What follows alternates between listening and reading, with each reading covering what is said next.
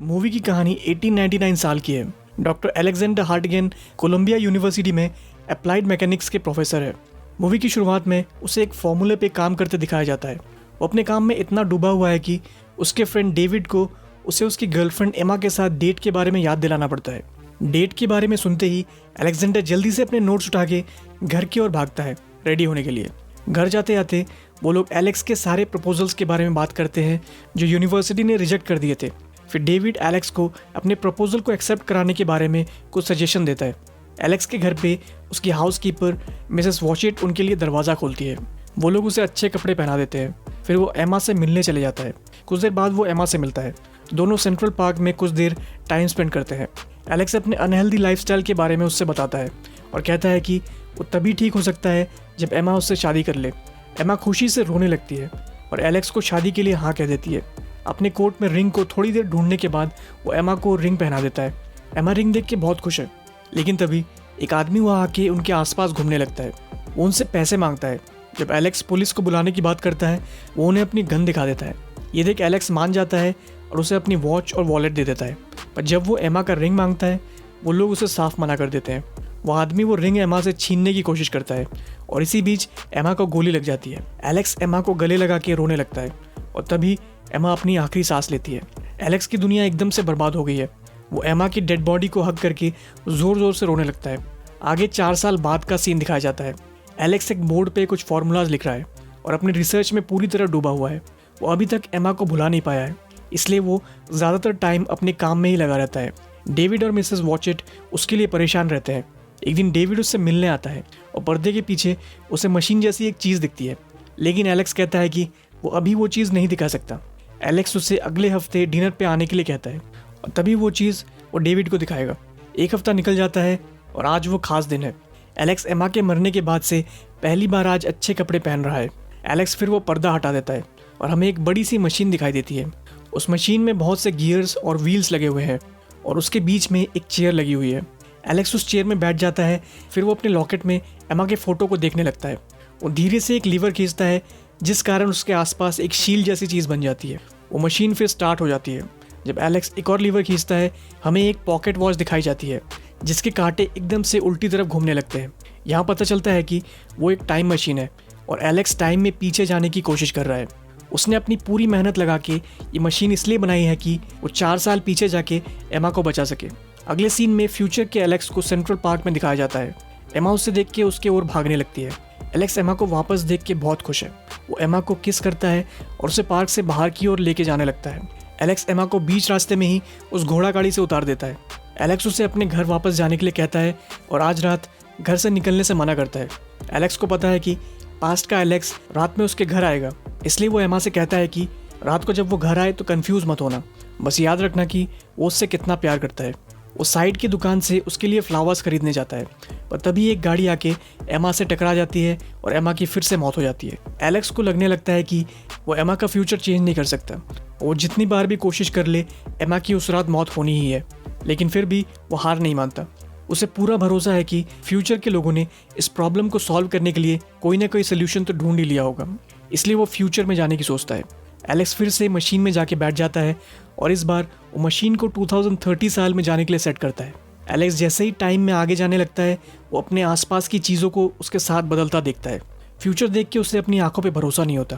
वो New York library में चले जाता है जहाँ उसे पूरी उम्मीद है कि उसे टाइम ट्रैवल पे कोई ना कोई बुक तो ज़रूर मिल जाएगी। वहाँ पहुँच के उसे लाइब्रेरियन का एक होलोग्राम दिखता है जिसका नाम वॉक्स 114 है। ये टेक्नोलॉजी देख एलेक्स बहुत इम्प्रेस हो गया है, लेकिन जब वो वॉक्स से टाइम ट्रैवल के बारे में पूछता है वो एलेक्स को बताता है कि उसे ऐसी कोई भी इन्वेंशन के बारे में नहीं पता। ये सुन के एलेक्स को लगता है कि वो अगर कुछ साल और आगे चले जाए तो हो सकता है उसे कुछ सोल्यूशन मिल जाए। इस बार वो अपने मशीन को स्टार्ट करके 2037 साल में चले जाता है। 2037 में अर्थ पूरी तरह बर्बाद हो गया है। मून में घर बनाने के एक प्रोजेक्ट के कारण मून अर्थ के बहुत पास आ गया है और रहने लायक नहीं बचा है। अर्थ का और मून का ग्रेविटेशनल फोर्स थोड़ी थोड़ी देर में बदलने लगता है, जिस कारण अर्थक्वेक्स और सुनामी आना नॉर्मल हो गया है। मून पे कंस्ट्रक्शन के काम के कारण वहाँ पे एक बहुत बड़ा क्रैक भी आ गया था। दो पुलिस वाले जो अर्थ को खाली करवा रहे थे एलेक्स को अरेस्ट करके इवैक्यूएशन सेंटर ले जाते हैं। एलेक्स उनके साथ जाने से मना करने लगता है, लेकिन तभी ग्राउंड एकदम से शेक करने लगता है और 2 पार्ट में डिवाइड होने लगता है और नीचे से लावा ऊपर आने लगता है। एलेक्स जल्दी से मशीन में बैठ के वहाँ से निकलना चाहता है, पर एक झटके के कारण वो बेहोश हो जाता है। टाइम मशीन चलते रहती है, लेकिन बेहोश एलेक्स ने उसमें इस बार कोई साल नहीं डाला था। जब उसे होश आता है, वो देखता है कि वो 802701 साल में है। वो फिर से बेहोश होने से पहले जल्दी से अपनी मशीन को रोक देता है। इसके बाद उसे एक बेड में होश आता है, जहाँ वो देखता है कि उसके घाव पूरी तरह भर गए थे। जैसे ही वो अपने कपड़े पहनता है, एक बच्चा उसके पास आके वापस चले जाता है। एलेक्स उस बच्चे को फॉलो करता है और देखता है कि फ्यूचर में इंसान फिर से एक आदि मानव जैसे रहने लगे हैं और उसे बड़ी अजीब तरीके से देखने लगते हैं। पर वो लोग एलेक्स की भाषा नहीं समझ पाते, बस एक लड़की को छोड़ के, जिसका नाम मारा है। वो बहुत अच्छे से एलेक्स की बात समझ पाती है। एलेक्स उससे कहता है कि वो एक टाइम ट्रैवलर है, लेकिन मारा अपने लोगों को बताती है कि वो एक पागल इंसान है, ताकि वो लोग उसे मार ना दे। उन लोगों को इलोइस कहा जाता है। अचानक से बाहर से एक जोर की आवाज़ आती है, जिसे सुन के सब डर के मारे अपने झोपड़ों में चले जाते हैं। उस रात एलेक्स मारा और उसके भाई कैलन के साथ रहता है। कुछ देर बाद एलेक्स मून के टूटे हुए टुकड़ों को आसमान में देखता है। अगले दिन मारा एलेक्स को उसके टाइम मशीन तक ले जाती है। वो देखता है कि उसकी टाइम मशीन अभी भी वैसी ही है। मारा एलेक्स से कहती है कि वो कैलन को अपने साथ पास में लेके चले जाए। इससे पहले कि एलेक्स उससे पूछ पाता क्यों, फिर से बाहर से एक जोर की आवाज़ आती है और मारा कैलन की जान बचाने के लिए भागने लगती है। एलेक्स भी उसका पीछा करने लगता है। बाकी लोग भी वो आवाज़ सुन के अपने झोपड़ों की ओर भागने लगते हैं। तभी एकदम से एलेक्स के सामने एक अजीब सा क्रिएचर आ जाता है। उन्हें मरलॉक्स कहा जाता है। उस जैसे और भी क्रिएचर्स ज़मीन से बाहर आने लगते हैं और सबको अटैक करने लगते हैं। वो कुछ लोगों को पकड़ के उनके हाथ बांध देते हैं और उन्हें अपने साथ ले जाते हैं। उनमें से एक मारा को भी अपने साथ ले जाता है। एलेक्स बाकियों से पूछता है कि वो लोग मारा को कहाँ ले गए हैं, पर कैलन उससे कहता है कि इस बारे में बात करना बिल्कुल मना है। कैलन फिर एलेक्स को मरलॉक्स की दुनिया में एंटर होने की जगह लेके चले जाता है। वो लोग उस गुफा में एंटर कर जाते हैं। तब एलेक्स को रियलाइज़ होता है कि वो तो न्यूयॉर्क लाइब्रेरी है। वॉक्स 114 का होलोग्राम उन्हें पीछे से आवाज़ देता है। क्योंकि वो सोलर पावर का यूज़ करके चलता है, इसलिए वो अभी तक काम कर रहा है। एलेक्स उसे देख के सरप्राइज्ड है। वो उससे पूछता है कि दुनिया में ये सब क्या हो रहा है। वॉक्स उससे कहता है कि इंसानों का इवोल्यूशन हो गया है, जिसके बाद कुछ इलॉइस बन गए हैं और कुछ मरलॉक्स। वो कहता है कि अब यही लाइफ है। मरलॉक ज़मीन के नीचे से निकल के इलॉइस का शिकार करके उन्हें अपने साथ ले जाते हैं। वॉक्स फिर उनसे कहता है कि मरलॉक्स की दुनिया में पहुंचने के लिए उन्हें मरलॉक्स की सांस लेने की आवाज़ का पीछा करना होगा। कैलन और एलेक्स उस आवाज़ का पीछा करते करते एक स्टैचू तक पहुंच जाते हैं, जो कि मरलॉक्स की दुनिया में एंटर होने का गेट है। एलेक्स कैलन को बाहर छोड़ के नीचे चले जाता है। वो फाइनली वहाँ पहुँच के बहुत से मरलॉक्स को काम करता हुआ देखता है। वो फिर एक रूम में चुपके से चले जाता है और एक तालाब में गिर जाता है, जो कि इलॉइस की हड्डियों से भरा हुआ है। एलेक्स को फिर एक मरलॉक ढूंढ लेता है और अपने लीडर के पास लेके चले जाता है। लीडर एलेक्स को एक्सप्लेन करता है कि जब मून बर्बाद होने लगा था, कुछ लोग ज़मीन के अंदर धंस गए थे। किसी तरह वो लोग बच गए और मांस खाने वाले मरलॉक्स में बदल गए, लेकिन कुछ लोग ज़मीन पे ही रह गए थे, जिन्हें आज इलॉइस कहा जाता है। मरलॉक्स ने सालों बाद ज़मीन पे वापस आने की बहुत कोशिश की, लेकिन वो लोग पूरी तरह नीचे रहने के हिसाब से ढल चुके थे, इसलिए उन्हें नीचे ही रहना पड़ा। नीचे कुछ खाने की चीज़ ना होने के कारण वो लोग ज़मीन से इलॉइस का शिकार करने लगे, जिंदा रहने के लिए। लीडर एलेक्स से ये भी कहता है कि उसके पास मरलॉक और इलॉइस दोनों के माइंड को कंट्रोल करने का पावर है और वो इसी तरह दोनों की लाइफ में बैलेंस बनाए रखता है। उसने एलेक्स का दिमाग भी पढ़ लिया है और उसे पता है कि एलेक्स एक टाइम ट्रैवलर है और वो बस एमा को अपनी लाइफ में वापस पाना चाहता है। लीडर एलेक्स को वो लाइफ दिखाता है जो उसकी हो सकती थी अगर एमा अभी तक जिंदा होती। एलेक्स एमा के साथ अपने बच्चों को देख बहुत दुखी हो जाता है। लीडर फिर एलेक्स से कहता है कि इंसान कुछ भी कर ले, अपना फ्यूचर नहीं बदल सकता।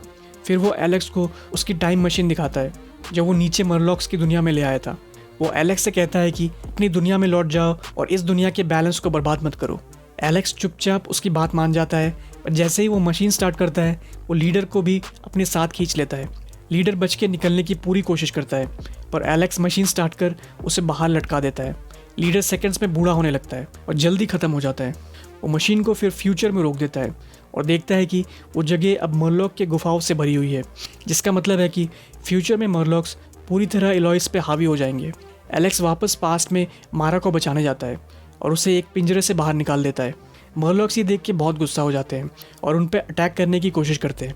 एलेक्स उनसे बचने के लिए टाइम मशीन में एक गियर फंसा देता है, जिस कारण एक बहुत बड़ा धमाका होता है और सारे मरलॉक्स ख़त्म हो जाते हैं। लेकिन मारा और एलेक्स ठीक टाइम पे उस गुफा से बाहर आ जाते हैं। एलेक्स की टाइम मशीन अब बर्बाद हो चुकी है, इसलिए वो अपनी बाकी ज़िंदगी इलॉइस के साथ ही बिताना चाहता है। फ्यूचर में वॉक्स 114 एलॉइस के बच्चों को इंसानों के पास्ट के बारे में बता रहा है। एलेक्स मारा और कैलन को उसकी लैब जहाँ हुआ करती थी वो दिखाने जाता है। वहीं दूसरी तरफ जिस टाइम से एलेक्स आया था वहाँ पे डेविड और मिसेस वॉचेट को एलेक्स के बारे में बात करते दिखाया जाता है। वो कहते हैं कि एलेक्स जहाँ भी होगा खुश होगा।